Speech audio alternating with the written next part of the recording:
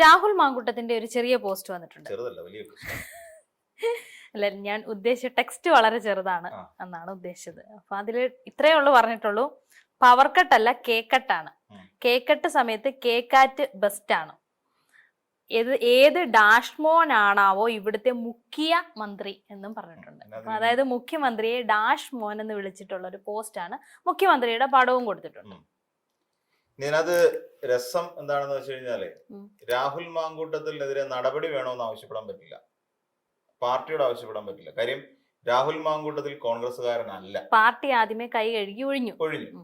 കാര്യം ഇമാതിരി തെണ്ടിത്തരം കാണിക്കുന്ന ഒരാളെ പിടിച്ചു കൊണ്ടുവന്ന് കോൺഗ്രസ് പാർട്ടിക്ക് തിരുത്തില്ല എന്ന് അവർ ആദ്യമേ തീരുമാനിച്ചു. അതുകൊണ്ട് തന്നെയാണ് രാഹുൽ മാങ്കൂട്ടത്തിലിനെ നേതാക്കന്മാർ ചേർന്ന് ആദ്യം തന്നെ ഒഴിവാക്കിയത്. കാര്യം അറിയാമല്ലോ ഏത് കേസാണ് നമ്മൾ എപ്പോഴും പറഞ്ഞ് ഈ നാട്ടിലെ കോഴികൾക്ക് കിടക്കപ്പുറത്ത് ഇല്ലാതാക്കണ്ട എന്ന് വിചാരിച്ചു. അപ്പം ആ ഒരു കേസിൽ ഈ പറയുന്ന രാഹുൽ മാങ്കൂട്ടത്തിനെതിരെ പാർട്ടി നടപടി സ്വീകരിച്ചു, പുറത്താക്കി. ഇപ്പൊ ശുദ്ധമാണ്, പാർട്ടിയുടെ കൈകൾ ശുദ്ധമാണ്. നമ്മൾ നോക്കിയാൽ മനസ്സിലാവും പാർട്ടിയുടെ കൈ ശുദ്ധമാണ്. നമ്മൾ വേറൊരു കാര്യം പരിശോധിക്കേണ്ടത്, ഒരു രാഷ്ട്രീയക്കാരൻ അല്ലെങ്കിൽ രാഷ്ട്രീയ മര്യാദക്കനുസരിച്ച് വേണമെങ്കിൽ എപ്പോഴും പെരുമാറേണ്ടത്. ഇവിടെ രാഹുൽ മാങ്കൂട്ടം എന്ന് പറയുന്ന വ്യക്തി അല്ല കോൺഗ്രസിന്റെ തലതൊട്ടപ്പൻ. അതായത് രാഹുൽ മാങ്കൂട്ടം അല്ല കോൺഗ്രസിനെ കണ്ടുപിടിച്ചതും ഉണ്ടാക്കിയതും ഇവിടെ വളർത്തിയതും. നമുക്ക് കേരളത്തിലുള്ള ആർക്കും അക്കാര്യത്തിൽ യാതൊരു സംശയമില്ല. പിന്നെ ഏത് തരത്തിലുള്ള പ്രവർത്തനം നടത്തിയാണ് രാഹുൽ മാങ്കൂട്ടത്തിൽ കോൺഗ്രസിന്റെ വലിയ നേതാവായത് എന്നൊരു ചോദ്യം ഇവിടെ ഉണ്ട്. ഇവിടെ ബാക്കി ഓരോ കോൺഗ്രസ് നേതാക്കന്മാർക്കും, എന്തിനേറെ കെ സി വേണുഗോപാലിനും പിന്നെ വി ഡി സതീശനും അതോടൊപ്പം തന്നെ രമേശ് ചെന്നിത്തല അടക്കമുള്ള ഇന്നത്തെ മുൻനിരയിൽ നിൽക്കുന്ന നേതാക്കന്മാർക്കും കെ സുധാകരനും അതിനുശേഷം അതിനു മുൻപ് മൺമറഞ്ഞു പോയ ഒരു വലിയ വിഭാഗം വരുന്ന കോൺഗ്രസ് നേതാക്കളും നമ്മുടെ കേരളത്തിലുണ്ടായിട്ടുണ്ട്. ഈ നേതാക്കന്മാർക്ക് എല്ലാവർക്കും അവർക്ക് കൃത്യമായ ഒരു സമര പാരമ്പര്യത്തിന്റെ അല്ലെങ്കിൽ ഒരു പ്രവർത്തനത്തിന്റെ ഒരു വലിയൊരു പരിചയം ഇവർക്ക് എല്ലാവർക്കും ഉണ്ട്. കെ സുധാകരനാണെങ്കിലും വി ഡി സതീശനാണെങ്കിലും രമേശ് ചെന്നിത്തലയ്ക്കാണെങ്കിലും കെ സി വേണുഗോപാലിനാണെങ്കിലും ആർക്കാണെങ്കിലും കൃത്യമായ ഒരു രാഷ്ട്രീയ പ്രവർത്തന പരിചയമുണ്ട്. ജനങ്ങളുമായി ഇടപഴകിയ ഒരു ശീലമുണ്ട്.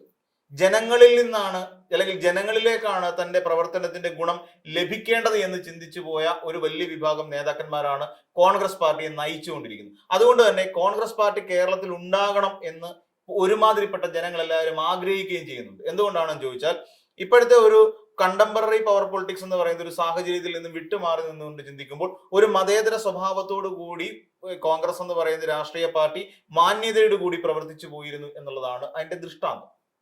എന്നാൽ ഇവരിലേക്ക് എത്തുമ്പോൾ, പുതിയ തലമുറയിൽ ഈ രാഹുൽ മാങ്കൂട്ടം എന്ന് പറയുന്ന ഒരു നേതാവിലേക്ക് എത്തുമ്പോൾ, അല്ലെങ്കിൽ നേതാവെന്ന് ഞാൻ വിളിക്കാൻ ആഗ്രഹിക്കുന്നില്ല, രാഹുൽ മാങ്കൂട്ടം എന്ന് പറയുന്ന ഒരു കോൺഗ്രസ്സുകാരനിലേക്ക് എത്തുമ്പോൾ, ഇപ്പൊ അങ്ങനെയല്ല, എത്തുമ്പോൾ നമ്മൾ ചിന്തിക്കേണ്ടത് എന്താ, ഇയാൾ പ്രവർത്തിച്ചത് ആർക്കു വേണ്ടിയാണ്? പൊതുജനത്തിന് വേണ്ടിയിട്ടാണോ? ഏതെങ്കിലും ഒരു വ്യക്തിക്ക് വേണ്ടിയിട്ടെങ്കിലും ഈ പറയുന്ന രാഹുൽ മാങ്കൂട്ടം ഒരു നേരം മുദ്രാവാക്യം വിളിച്ചിട്ടുണ്ടോ? ഇല്ല, ഒരു തവണ പോലും വിളിച്ചിട്ടില്ല. രാഹുൽ മാങ്കൂട്ടം മുദ്രാവാക്യം വിളിച്ചതും പ്രവർത്തിച്ചതും തന്റെ ലാഭത്തിന് വേണ്ടിയിട്ട് മാത്രമാണ്.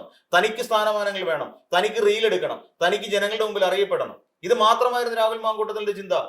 അതുകൊണ്ട് താൻ ഉദ്ദേശിക്കുന്ന ചില കാര്യങ്ങൾക്ക് നേട്ടം ഉണ്ടാക്കിയെടുക്കാൻ രാഹുലിന് കഴിഞ്ഞു എന്നുള്ളതാണ്. ഏതൊക്കെ കാര്യങ്ങളാണ്? ഏതെങ്കിലും ഒരു ചാനൽ ചർച്ചയിൽ ഇപ്പൊ ഏതെങ്കിലും വിളിക്കാൻ കഴിയുമോ രാഹുൽ മാങ്കൂട്ടത്തിനെ? ഏതെങ്കിലും ഒരു വനിതാ അവതാരക ഇരിക്കുന്ന ഒരു ചാനൽ മുറിയിലേക്ക് ഇവനെ ധൈര്യമായിട്ട് വിളിച്ചു കയറ്റാൻ പറ്റൂ? അതിനുള്ള ധൈര്യം ഇന്ന് ചാനലിന്റെ പിന്നെ എന്താ പറയാ ചീഫ് എഡിറ്റർമാർക്ക് പോലും ഇല്ലെന്ന് ഞാനുള്ള ധൈര്യം. വിളിച്ചിറക്കിയോണ്ട് വിളിച്ചു കയറ്റി കഴിഞ്ഞാൽ പിറ്റേത് അല്ലെങ്കിൽ ഒരു മാസം കഴിയുമ്പോൾ തീർന്ന കഥ. അതാണ് ഈ പറയുന്ന കോൺഗ്രസിലെ ഏതെങ്കിലും നേതാവ്, CR മഹേഷ് എന്ന് പറയുന്ന നേതാവ് പോലും രാഹുലിനെ അവന്റെ വീട്ടിലാണ് പോയി കണ്ടത്. എന്താ, സ്വന്തം വീട്ടിൽ കയറ്റാൻ കൊള്ളാത്തതാണെന്ന് എനിക്ക് തോന്നുന്നു CRന് മനസ്സിലായി കാണും. അപ്പം ഈ രീതിയിൽ ഈ കോൺഗ്രസ്സുകാരിൽ എത്ര പേര് രാഹുൽ മാങ്കൂട്ടത്തിൽ വീട്ടിൽ കയറ്റും? കോൺഗ്രസ് നേതാക്കന്മാരിൽ. കാര്യം ഈ രാഹുൽ മാങ്കൂട്ടത്തിൽ നിന്ന് പണി കിട്ടിയ കോൺഗ്രസ് നേതാക്കന്മാർ വേറെ ഉണ്ടെന്നേ, അവരുണ്ട്. അപ്പൊ ഇതുകൊണ്ട് അങ്ങനെ നിൽക്കുന്ന ഒരു പിന്നെ ആള് മാത്രമാണ് രാഹുൽ മാങ്കൂട്ടത്തിൽ. അല്ലാതെ ജനങ്ങൾക്കിടയിൽ ഇറങ്ങിയുള്ള പ്രവർത്തനമില്ല. മാന്യമായ രാഷ്ട്രീയ പ്രവർത്തനം എന്താണെന്ന് പോലും രാഹുൽ മാങ്കൂട്ടത്തിന് അറിയത്തില്ല. എന്താണ് രാഷ്ട്രീയ മര്യാദ? രാഹുലാണോ കോൺഗ്രസിന്റെ തലതൊട്ടപ്പൻ? അല്ല. ഇതിനു മുമ്പ് ഞാൻ നേരത്തെ സൂചിപ്പിച്ച നിരവധി കോൺഗ്രസ് നേതാക്കന്മാരുണ്ടായിട്ടുണ്ട്, നിരവധി ഇടതുപക്ഷ നേതാക്കന്മാരുണ്ടായിട്ടുണ്ട്. ഈ മുഖ്യമന്ത്രി ഏത് ഡാഷ്മാനാണോ കേരളത്തിന്റെ മുഖ്യമന്ത്രി എന്ന് ചോദിക്കാൻ മാത്രം ഒരു തണ്ടലുറപ്പും രാഹുൽ മാങ്കൂട്ടത്തില്ല. ഫേസ്ബുക്കിനകത്തല്ലേ എഴുതുകയുള്ളൂ.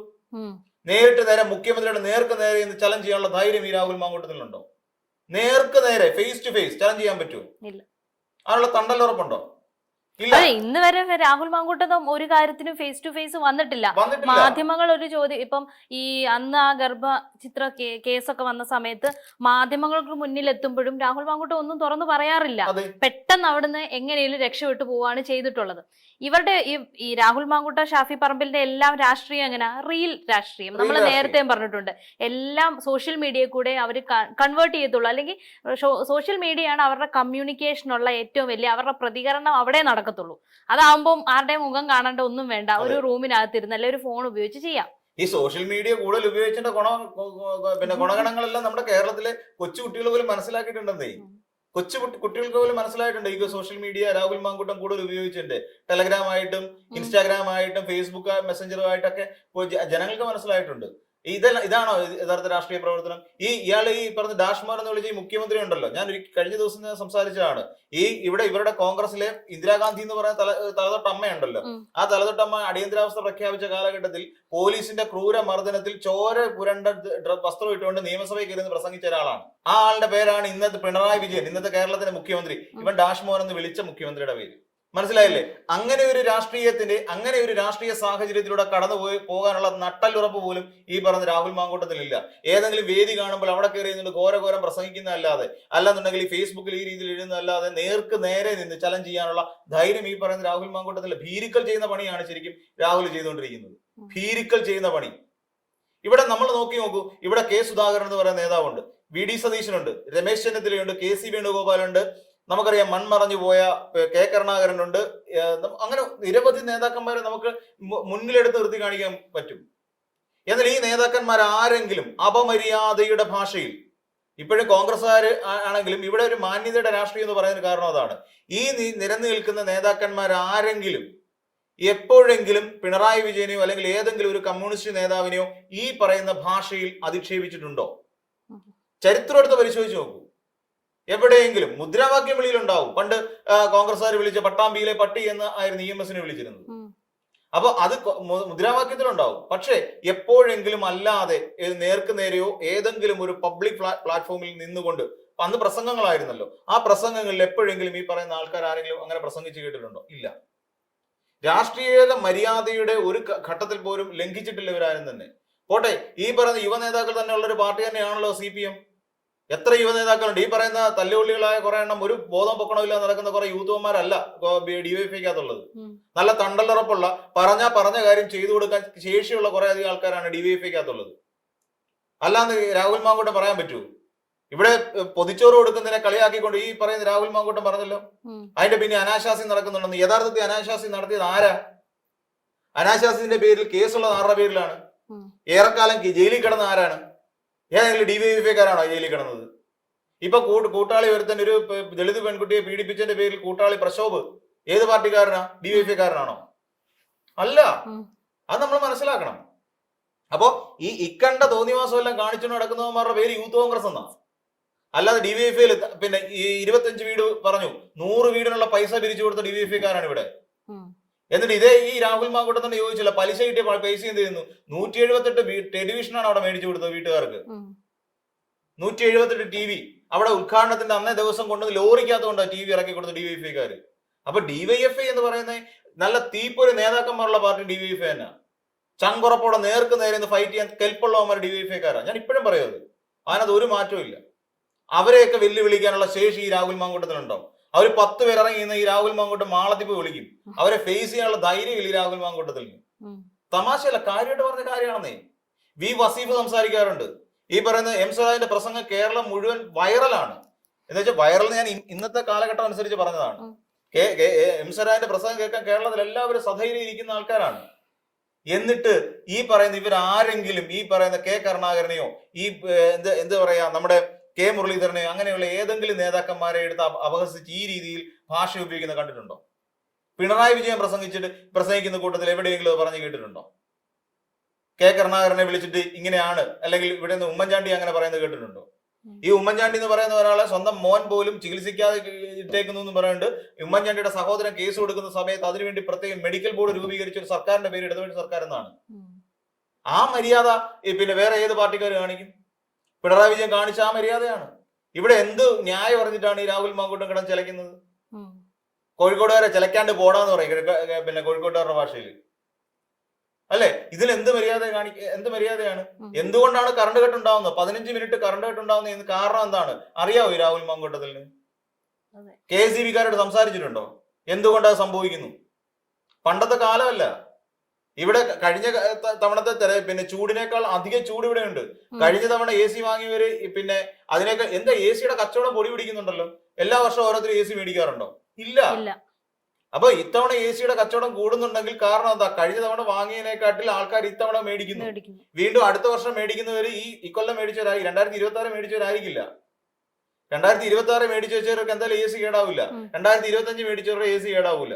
അവർ മേടിക്കും. 2027 AC യുടെ കച്ചവടം പൊടി പിടിക്കുന്നുണ്ടെങ്കിൽ അതിന്റെ അർത്ഥം പുതിയ ആൾക്കാർ AC വാങ്ങുന്നതാണ്. അപ്പൊ എന്ന് വെച്ചാൽ AC എന്ന് പറയുന്ന ഏറ്റവും ലോഡ് വലിക്കുന്ന ഒരു സാധനത്തിന്റെ ഉപഭോഗം കൂടിക്കൊണ്ടിരിക്കുന്നു. ചൂട് കൂടുന്ന കാരണം ഇത് താങ്ങാൻ പറ്റിയ ശേഷിയുള്ള ട്രാൻസ്ഫോമറുകളല്ല നമ്മുടെ നാട്ടിൽ ഇരിക്കുന്നത്. അപ്പം ഈ സമയത്ത് വൈദ്യുതി നിയന്ത്രണം ആവശ്യമാണ്. KSEB എത്രയോ ആവർത്തി പറഞ്ഞു, നിങ്ങൾ വൈദ്യുതി ഉപഭോഗം കുറയ്ക്കൂ. വൈദ്യുതി ഇല്ലായ്മയല്ല, വൈദ്യുതി ലോഡ് കൂടുന്നു. ഇതിനെ കൺട്രോൾ ചെയ്യാൻ വേണ്ടിയിട്ടാണ് 15 മിനിറ്റ് പവർ കട്ട്. ഇവിടെ പവർ കട്ട് അല്ല എന്ന് പറയുന്നത്, വൈദ്യുതി നിയന്ത്രണം ഏർപ്പെടുത്തുന്നത്. വൈദ്യുതി ക്ഷാമമില്ല, പക്ഷെ വൈദ്യുതിയിൽ ലോഡ് കൂടുന്നു. ഈ പറയുന്ന രാത്രി ഇത്ര മണി 11 മണി വരെയുള്ള സമയത്ത് പലപ്പോഴും KSEB പറഞ്ഞിട്ടുണ്ട്, നിങ്ങൾ 6 മണി മുതൽ 11:30 വരെയുള്ള ഒരു സമയത്ത് നിങ്ങളുടെ വൈദ്യുതി ഉപഭോഗം കുറയ്ക്കൂ. നിങ്ങളുടെ വീട്ടിൽ പിന്നെ ഫ്രിഡ്ജ് ഇരിപ്പുണ്ടെങ്കിൽ ആവശ്യമല്ല എന്നുണ്ടെങ്കിൽ ആ ഫ്രിഡ്ജ് ഓഫ് ചെയ്തിടാം. ഇൻഡക്ഷൻ കുക്കർ ആ സമയത്ത് പ്രവർത്തിപ്പിക്കാതിരിക്കൂ. മിക്സി പോലുള്ള ഉപകരണങ്ങൾ ആ സമയത്ത് പ്രവർത്തിപ്പിക്കാതിരിക്കൂ. കൂടുതൽ പവർ കൺസ്യൂം ചെയ്യുന്ന സാധനങ്ങൾ നിങ്ങൾ ഉപയോഗിക്കാതിരിക്കൂ എന്ന് പറഞ്ഞുകൊണ്ടിരിക്കുകയാണ് KSEB. ചൂട് കാലാവസ്ഥയാണ് വരുന്നത്. ഈ ചൂട് കാലാവസ്ഥയിൽ നമുക്കറിയാം നമ്മുടെ വീടിനുള്ളിൽ തന്നെ AC ഉപയോഗിക്കുന്നുണ്ട്, ഫാൻ ഉപയോഗിക്കുന്നുണ്ട്. എത്ര പിന്നെ ഒരു ഫാൻ ഉപയോഗിക്കേണ്ടത് ഇപ്പൊ 2-3 ഫാൻ ഉപയോഗിക്കുന്നവരാ നമ്മള്. കാര്യം ചൂട് സഹിക്കാൻ പറ്റുന്നില്ല. അപ്പൊ ക്ലൈമറ്റ് മാറുന്നതനുസരിച്ചിട്ട് വൈദ്യുതിയുടെ ഉപഭോഗം കൂടുന്നു. അതിനനുസരിച്ച് ഓരോ വീട്ടിലേക്കും എത്തുന്ന വൈദ്യുതിയുടെ അളവ് കൂടുതലായിക്കൊണ്ടിരിക്കുക. ഇപ്പൊ കഴിഞ്ഞ തവണ 110 ദശലക്ഷം വൈദ്യുതിയുടെ അമിത ഉപഭോഗമാണ് ഇപ്പൊ നടന്നുകൊണ്ടിരിക്കുന്നത്. യൂണിറ്റിന്റെ 110 ദശലക്ഷം യൂണിറ്റിന്റെ അധിക ഉപഭോഗം നടന്നുകൊണ്ടിരിക്കുക നമ്മുടെ കേരളത്തിൽ. ഇത് മനസ്സിലാക്കാതെ ഈ കേക്കാറ്റെന്നും കേക്കട്ടെന്നും ഒക്കെ പറഞ്ഞുകൊണ്ട് വെറുതെ സ്വയം നാണം കെടാൻ എന്തുകൊണ്ടാ പബ്ലിക് പ്ലാറ്റ്ഫോമിൽ നിന്ന് സംസാരിക്കാൻ കഴിയാത്ത? എന്തുകൊണ്ടാ പൊതുജനങ്ങളുടെ മധ്യത്തിലോട്ട് രാഹുൽ മാങ്കൂട്ടത്തിന് ഇറങ്ങാൻ കഴിയാത്ത? എന്തുകൊണ്ടാ? ഈ പറയുന്ന സ്ത്രീ പീഡന കേസ് കിടക്കുന്നുണ്ടല്ലേ, പീഡന കേസിൽ നിന്ന് മുക്തനായിട്ടില്ലല്ലോ. ഇടയ്ക്ക് അമ്മയും അളിയനെയും പെങ്ങന്മാരെയൊക്കെ വെച്ചിട്ട് കണ്ണും പൊത്തിക്കൊണ്ട് രാവിലെ 9:30 അണിയേണ്ടവനാണ് ഈ പറയുന്ന രാഹുൽ മാങ്കൂട്ടത്തിൽ. എന്നിട്ട് അത് വീഡിയോ ചെയ്ത് പബ്ലിഷ് ചെയ്തു, ക്യാമറമാൻ വൈകി പോയതുകൊണ്ട്. 9:30 വാച്ചിൽ ടൈം നോക്കിയിട്ട് ഞാൻ പറയുന്നത്. ആ വീഡിയോക്ക് വാച്ചിൽ കിടക്കുന്ന സമയം 9:15 9:30 കണ്ട. പിന്നെ വീട്ടിൽ എത്ര മണിക്ക് കണി കണ്ടായിരുന്നു? ഞങ്ങളൊക്കെ 4:05 മണിക്ക്. 9 മണിക്ക് എങ്ങനെ കണി കാണുന്നത്? ഇല്ല, സ്വാഭാവിക പുറത്ത് നല്ല വെട്ടം. ഒരു 5 മണിക്ക് കണി കാണുകയാണെന്നുണ്ടെങ്കിൽ പുറത്ത് വെട്ടം വലുതായിട്ട് വരും. ഇല്ല, പകലുള്ള സമയത്തല്ലേ പുറത്തുള്ള വെളിച്ചം കിടക്കുള്ളൂ. അങ്ങനെ നിൽക്കുന്നവരാണ് ഈ രാഹുൽ മാങ്കൂട്ടത്തിൽ. എന്താ വെച്ചാൽ സ്വന്തം വീട്ടുകാരെ പോലും കണ്ണടച്ച് തന്റെ സ്വാർത്ഥ ലാഭത്തിന് വേണ്ടി, തനിക്ക് റീല് ചെയ്യാൻ വേണ്ടി സ്വന്തം അമ്മയും പെങ്ങളെയും അളിയനെയും പറ്റിച്ചവരാണ് ഈ രാഹുൽ മാങ്കൂട്ടത്തിൽ. അങ്ങനെ തന്നെ പറയേണ്ടി വരുമെന്നേ. രാവിലെ 9 മണിക്ക് ഈ അഭിനയിപ്പിക്കുക അച്ഛനെ, പിന്നെ അമ്മയും ഈ പറയുന്ന പെങ്ങളെയും അളിയനെയും ഒക്കെ. അളിയനെങ്കിലും വെറുതെ വിട്ടൂടെ? അഭിനയിപ്പിക്കുക തീർത്ത് അഭിനയമാണെന്ന് തീർത്തുള്ള കാര്യം എന്താ? രാവിലെ 9 മണിക്കാണ് കണി കാണുന്നത്. എന്റെ ചോദ്യം അത്രേ ഉള്ളൂ. എന്തിനാ അവരെ അഭിനയിപ്പിക്കുന്നതിന്റെ ആവശ്യം എന്തോ? അങ്ങനെ പോലും അവരെ പോലും വിഡ്ഢിവേഷം കെട്ടിക്കായി പൊതുസമൂഹത്തിന് മുന്നിൽ. അങ്ങനെയുള്ള ഒരാളെ എങ്ങനെ രാഷ്ട്രീയക്കാരൻ എന്നുള്ള നിലയിൽ നമ്പാൻ കഴിയും നമുക്ക്? പുള്ളിയെ എങ്ങനെ അംഗീകരിക്കാൻ കഴിയും രാഷ്ട്രീയക്കാരനായിട്ട്? എന്നെ കൊണ്ട് പറ്റില്ല. ഈ പറഞ്ഞത് അക്ഷന്തവ്യമായ അപരാധം. പിന്നെ കോൺഗ്രസ്സുകാർ നടപടി എടുക്കണമെന്ന് അവരോട് ആവശ്യപ്പെടാൻ പറ്റില്ല. അങ്ങനെ കോൺഗ്രസ്സുകാർക്ക് ഇവനോട് യാതൊരു ബന്ധവുമില്ല. അതുകൊണ്ട് ഈ പറഞ്ഞ രാഹുലിനെതിരെ നടപടി എടുക്കാൻ കോൺഗ്രസ്സുകാരോട് ആവശ്യപ്പെടാനും പറ്റില്ല. ഇത് അയാൾ കാണിച്ചത് രാഹുലിന്റെ സംസ്കാരമാണ്. അതിനപ്പുറത്തേക്ക് വേറൊന്നുമില്ല. പിന്നെ എവിടെയെങ്കിലും ഏതെങ്കിലും മാളത്തിൽ ഒളിച്ചിരുന്നുകൊണ്ട് ആർക്കും ഈ പറയുന്ന സോഷ്യൽ മീഡിയയിൽ പോസ്റ്റ് ചെയ്യാൻ പറ്റും. ഇറങ്ങി നിന്ന് മുഖ്യമന്ത്രി അത്രയ്ക്ക് ധൈര്യമാണെങ്കിൽ DYFIക്കാരുടെ മുന്നിൽ നിന്നുകൊണ്ട് മുഖ്യമന്ത്രിയോട് നേരിട്ട് ചലഞ്ച് ചെയ്യണം. ഏതെങ്കിലും ഒരു വിഷയത്തിലുണ്ടെങ്കിൽ നേരിട്ട് സ്ട്രൈറ്റ് ഫേസ് ടു ഫേസ് ചെയ്യാൻ ധൈര്യം ഉണ്ടെങ്കിൽ രാഹുലിനെ നമ്മൾ അംഗീകരിച്ചു കൊടുക്കും. അല്ലെങ്കിൽ എപ്പോഴും മാളത്തിൽ ഇരിക്കുന്ന ഒരു ഭീരുവിനെ പോലെ മാത്രമേ രാഹുലിനെ കാണാൻ കഴിയൂ.